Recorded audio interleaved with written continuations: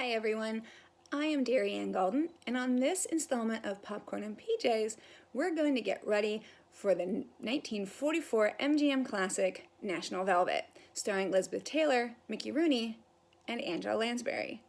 Now, when we think of those classic movies in that studio system, we think of that well-oiled factory just cranking out movie after movie, but the timeline for National Velvet really is much more complex than that. It wasn't very smooth. Even though the movie had its world premiere in December of 1944, the wide release didn't happen until January of 1945.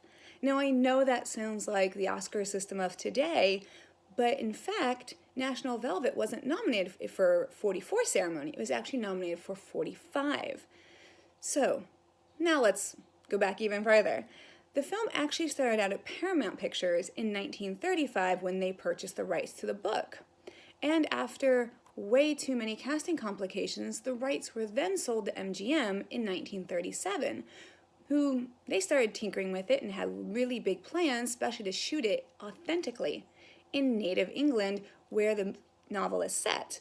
But war broke out, and so the project was shelved again. In 1941, Pedro S. Berman revived the project and started tinkering with it again, but it wasn't until early 1943 that MGM really got behind it and started a huge search for its female lead, searching both US and Canada for that perfect little British girl to play Velvet. However, there was one person who was very much determined and wasn't going to take no for an answer. Of course, Lisbeth Taylor.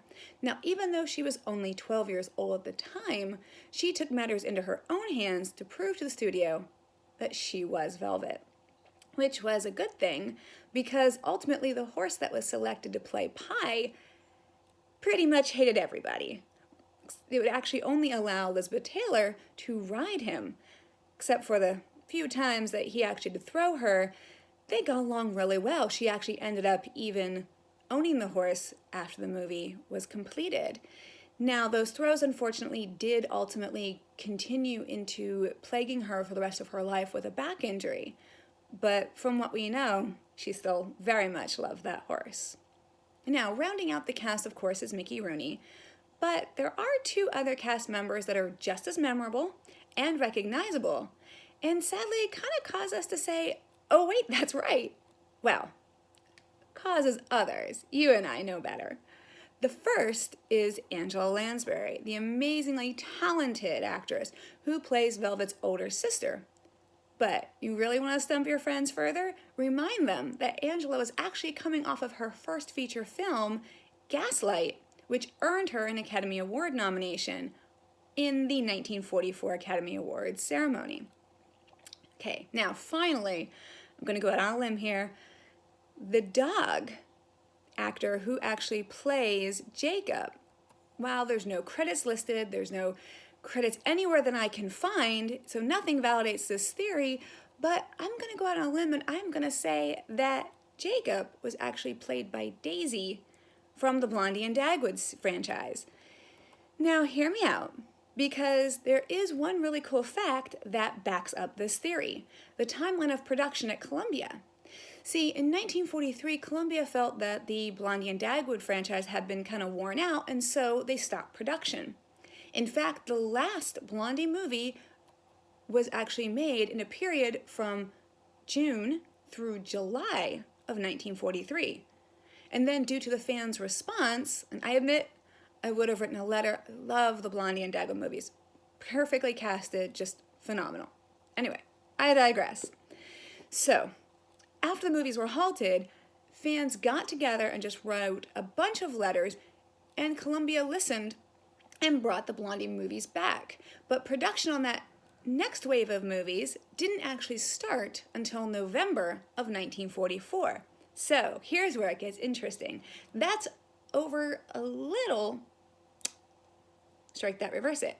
It's a little over a year and a half gap from July 1943 to November 1944, and we all know Daisy's got all those pups, and that's a lot of mouths to feed, so naturally, he's going to be finding work elsewhere.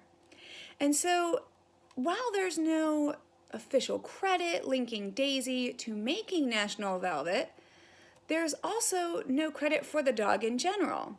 And here's another fun fact. The production dates, this goes back to our timeline, the production dates for National Velvet were actually January 1944 through June of 1944. And we know that fits perfectly into our timeline hypothesis. So while there's no credits, there's no documentation or anything, that leaves us kind of scratching our heads and wondering. Plus, when you dig a little further, not only are there no credits, but there's even no credits even under the original name of Daisy, which was Spooks. That was the name that Daisy was given when he was rescued. So who knows, was Daisy just too iconic or just nobody thought much of him? But we love Daisy, so I want to go out on a limb and I want to say that is Daisy in National Velvet. So I guess we'll just have to leave this for us film lovers to just continue the conversation. So be sure to check out Movies TV Network listings in your area. Tune in, set your DVR, as National Velvet is playing multiple times throughout the month. So enjoy. I am your movie watching sofa buddy, Darianne.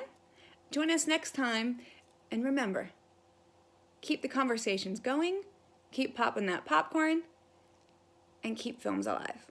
Because movies are best enjoyed comfy. Bye.